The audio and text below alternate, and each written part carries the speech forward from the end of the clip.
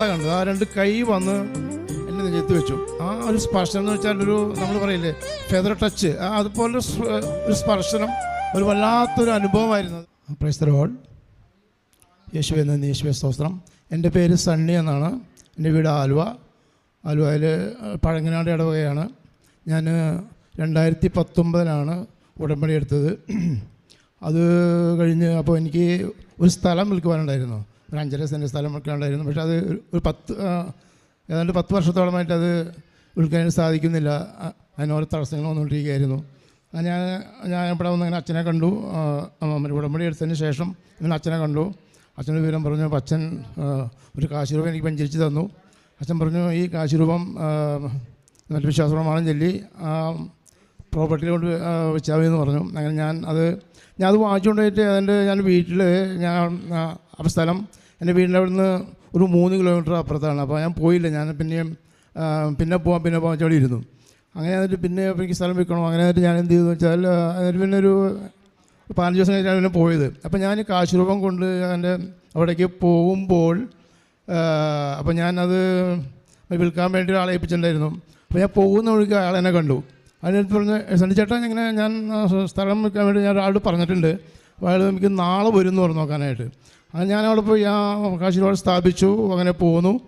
അപ്പോൾ അങ്ങനെ അത് കഴിഞ്ഞ് അതിന് പിറ്റേ ദിവസം തന്നെ ആ പുള്ളി പറഞ്ഞ അതേപോലെ തന്നെ ആൾ അത് വൈകുന്നേരം വന്നു. ചേട്ടാ ഞാൻ ആളെ കൊണ്ട് സ്ഥലം കാണിച്ചു, അപ്പോൾ ആൾക്ക് താല്പര്യമാണെന്ന് പറഞ്ഞു. അതിന് പിറ്റേ ദിവസം തന്നെ അവർ വന്ന് എനിക്ക് ഈ സ്ഥലത്തിനോട് അഡ്വാൻസ് തരികയും എൻ്റെ ഒരു 3 മാസത്തിനുള്ളിൽ തന്നെ ആ സ്ഥലം എൻ്റെ തീർ രജിസ്റ്റർ കഴിയുകയും ചെയ്തു. അതുകൂടാതെ പിന്നെ എനിക്കുള്ള രണ്ടാമത്തെ ഒരു അത്ഭുതം എന്ന് വെച്ചാൽ ഏതാണ്ട് 1 വർഷം മുൻപ് ഞാൻ രാത്രി ഒരു 10 മണിയോട് കൂടി ഇങ്ങനെ ഞാൻ രാത്രി ഭക്ഷണം കഴിച്ച് കിടക്കാൻ നേരത്ത് എനിക്കൊരു പെയിൻ വന്നു, നെഞ്ചുവേദന വന്നു. അപ്പോൾ ഞാൻ ഇങ്ങനെ പറഞ്ഞാൽ ഭാര്യയോട് പറഞ്ഞു, എനിക്കിങ്ങനെ നെഞ്ചുവേദന എടുക്കുന്നുണ്ട്, എന്താ ചെയ്യേണ്ടത്? അപ്പോൾ ആൾ പറഞ്ഞു, നമുക്ക് ഹോസ്പിറ്റലിൽ പോകാം, അപ്പോൾ അടുത്ത് തന്നെ ഹോസ്പിറ്റലുണ്ട്. അപ്പോൾ ഞാൻ പറഞ്ഞു, വേണ്ട, നമുക്ക് പ്രാർത്ഥിച്ച് കിടക്കാം, നമുക്ക് നാളെ പോകാം. അപ്പോൾ ഈ രാത്രി ഇത്ര സമയമായില്ലേ. അങ്ങനെ അങ്ങനെ കിടന്നു, ഭാര്യയും കിടന്നു. അങ്ങനെ അവിടെ നിന്ന് കുറച്ച് കഴിഞ്ഞപ്പോൾ എനിക്കെന്തോ എന്താ പറഞ്ഞാൽ എനിക്ക് ശ്വാസം കിട്ടുന്നില്ല. അത് ശ്വാസം കിട്ടുന്ന വെച്ചിട്ടുണ്ടെങ്കിൽ അപ്പം എൻ്റെ ഭാര്യയൊന്നും അറിയുന്നില്ല, ഭാര്യ ഉറക്കത്തിലാണ്.